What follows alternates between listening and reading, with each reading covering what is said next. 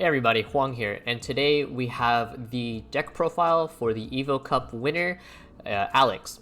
Alex piloted BlackMetalGarurumon to success in this most recent event, where he faced Lord Nightmon's Green, Shoutmon, Diaboromon, and Imperial Dramon in the finals.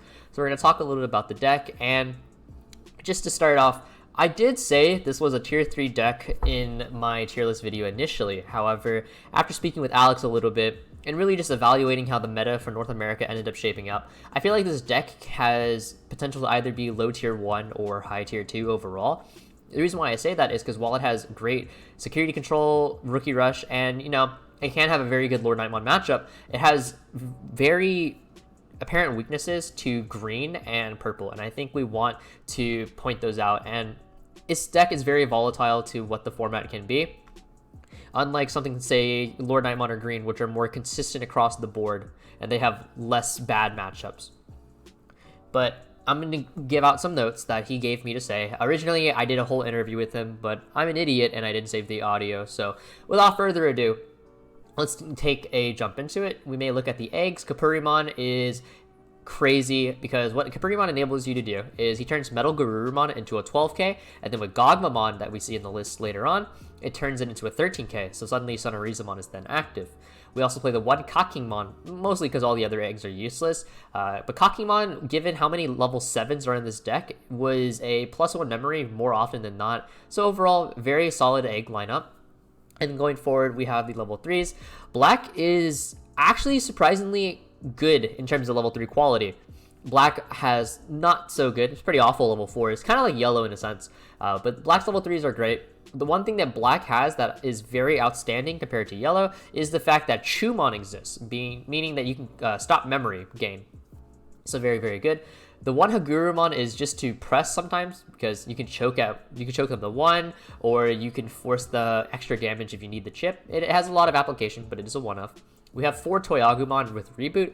Toyagumon or Reboot seems kind of redundant when you look at the fact that BlackMetalGarurumon already has Reboot, but then when you factor in the sense you can give Gogmamon Reboot, you can give Blastmon Reboot, or you can give your level 7s Reboot, then it actually has a lot of value. The 2 Chumons are just because memory is such an abundant thing in the format currently. Blinding Ray, Vulcan Hammer, some Digimon just have the ability to gain memory as well. Chumon is very effective at stopping those strategies. Even stops Jack Raid, another example, unless they have Lady Devi underneath. 3 Sonorizamon. Sonoriza is actually a lot easier to proc than I gave it credit for. You can proc it off of Gogma if Gogmamon gives himself the boost. You can proc it off of the Blastmon. You can proc it off of the BlackMetalGarurumon with Gogma plus Capurumon. Oh wait, Gogmamon has to Digiburst. Okay, you can't give it to Gogmamon because he has to Digiburst Sonorizza to hit 13. But you can give it to BlackMetalGarurumon and Blastmon, both of which are very powerful. And then, of course, overall, giving Blastmon Piercing is just super, super good because then you can threaten for 2 damage that your opponent can't just chump block. So very strong. And then we see 3 clear Toyagumon. This card actually came up a lot more than I realized just because the inherent draw it gives you. A lot of your times, if you have that blocker built in, your opponent doesn't want to swing, otherwise they would lose their body. And so you just generate a lot of free value for no reason off of the Toyagumon. In our level 4 lineup, it's very generic. It's not a lot. You see we have the 1 cost.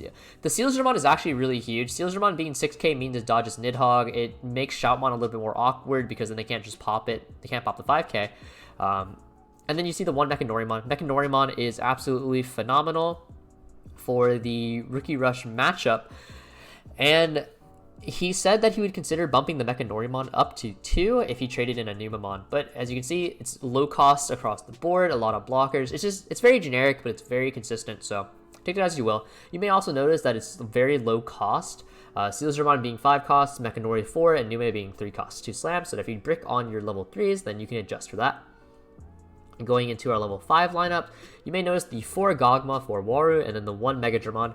He thinks that he thinks Gogmamon is the best level 5 in the game because it's such a powerful meta call, being able to make Lord Nightmon have a much harder time removing bodies because Gogmamon plus the BlackMetalGarurumon hits 15k on your opponent's turn with BlackMetalGarurumon's Reboot. So then it hits 13k rather. So Slash plus Night is only 12k, and they probably don't have Pikmon online either. So you can actually force your opponent into a really awkward situation where they can't remove the Metal Garurumon because it had to have 1 DP left over. So very, very powerful. And then we play the 4 Worumonzimon. Worumonzimon not only is a 2 cost, so that you can be a lot more aggressive in raising area, but also you can hard slam this if need be. So it's just very cost efficient rather. And then the 1 Megadramon. Megadramon being able to give blocker to any of your top end is really, really powerful, especially given the fact that you can chump block Rookie Rush, you can stop Imperial Dramon, you can stop a whole slew of things. Speaking with him a little bit more, he feels that potentially you cut 1 Worumonzimon for another Megadramon, just given how powerful that blocker ability is. And then going into that level 6 slot, you notice the 3 Blastmon, super duper spicy, and then the 4 Metal Garurumon.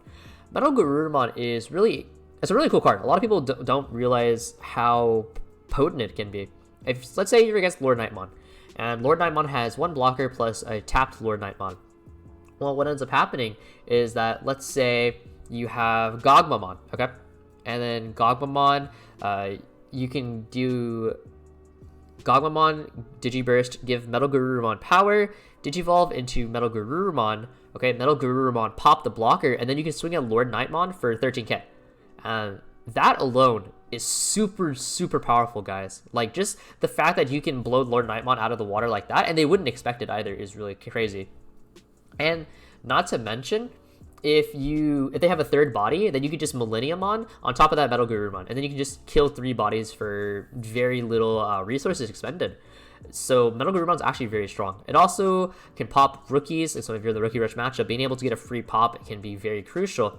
You can also burn 1 security off of security control, and then a lot of security control players, from what I've heard, they don't feel like it's very impactful, but according to Alex, how he feels about it is when you burn the 1 security and then you factor in that Gogmamon can pump Metal Garurumon above the threshold to where it would be DP killed, then it would only lose to Gaia Force and Plasma Stake, which isn't exactly very high odds. And you can also play around Ultimate Flare because Gogmamon and Metal Garurumon both Digiburst. So that's also a very, very important fact. And then looking at the level 7 lineups, his level 7s you can see are kind of all over the place. It's very much so depending on the meta. Millenniumon gives you spot removal, it gives you a body that sticks around, so it can be very annoying for the Lord Nightmon player. We see the Alteress. This card is an absolute blowout versus Rookie Rush. Most of their cards just get absolutely obliterated by it. I think every card gets obliterated by it in Rookie Rush, so Alteress is a very good meta call as well. And then Armageddonmon. Armageddonmon has a very interesting position in this situation. He denies your Lord Nightmon players from being able to go into the Valdermon play, and that is really substantial because then they can't just slash Knight plus Wargrowl, just super easily, because that is 16k, so that would kill. But you force them to have that answer, and that's a 3-card combo. So that does ask for a lot. So Armageddonmon is actually pretty cool, especially if you can give Armageddonmon additional DP. So like Gogmamon puts it at 16k, or you can give it blocker or such like that, as well as reboot. And being able to disable Blitz Omnimon is also a really huge thing, because versus Imperial Ultramon as a deck, you can deny them that lethal potential. And then we do see this one Zwart.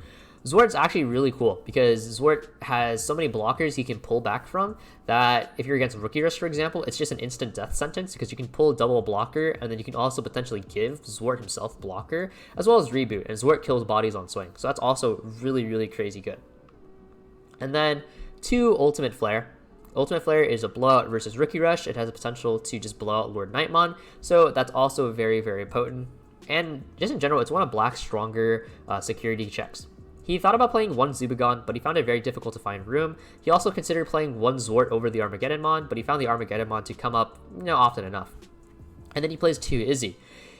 Now, initially I was like, why don't you play Tai? Because, you're making a lot of emphasis on why DP boost is so crucial versus Lord Nightmon, and he gave me a really cool reasoning for it. Izzy puts your opponent to 3 instead of 4. And what that means is that commonly a lot of Lord Nightmon players will go from level 3 to 1 cost, go to 2, and then they'll pass turn with a 3 cost instead of having a 2 cost, right? 2 cost vanilla we see in Lord Nightmon isn't as common as you would think. So it's a really great read against the English metagame. If the English players begin to run more 2 cost evolution on 5, then this Izzy strategy loses a lot of potency and you would swap back to Tai. But because that's not the case, because a lot of North American Lord Nightmon players are playing all 3 costs across the board, that Izzy strategy has so much value. I really like that, especially given how important 3 as a threshold is in this deck. We spoke about maybe cutting a level 3 for another Izzy just because that's how important it is. And so some points he also wanted me to make is that in terms of matchups, he had across the board a 80% win rate versus security control, because BlackMetalGarurumon plus Millenniummon are very difficult to deal with, as well as Zwart being able to generate more bodies, Flare Mechanorimon blow out Rookie Rush, and 6k blocker is extremely powerful versus, say, Rookie Rush because they don't trade evenly. It's powerful versus Shout because they can't pop it just straight up. Blastomon is also very problematic for Shout to deal with, especially if it's blocker.